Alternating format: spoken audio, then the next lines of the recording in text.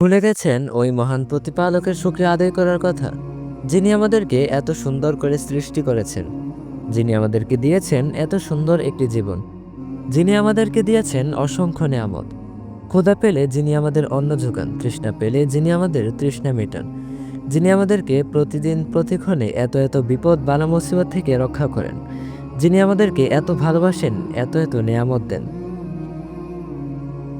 আমরা প্রতিদিন এত এত ভুল করার পরও যিনি আমাদেরকে সুযোগ দেন যে সঠিক পথে ফিরে আসার জন্য, কিন্তু আমরা নাফরমান, তারপরও তাহার শুকরিয়া আদায় করি না।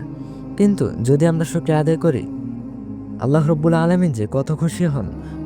পবিত্র কোরআনের সূরাতুল ইব্রাহিমের ৭ নম্বর আয়াতে বলা হয়েছে, লা ইন শাকারতুম লা আযীদান্নাকুম ওয়া লা ইন কাফারতুম ইন্না আযাবি লাশাদীদ। যদি আমার কৃতজ্ঞতা স্বীকার করো তবে তোমাদের আরও দেব, যদি আমার অকৃতজ্ঞ হও তবে নিশ্চয়ই আমার শাস্তি হবে কঠিন। আল্লাহ পাক রব্বুল আলামিন আমাদেরকে বেশি বেশি শুকরিয়া আদায় করার তৌফিক দান করুন, আমাদেরকে শুকরগুজার বান্দা হওয়ার তৌফিক দান করুন।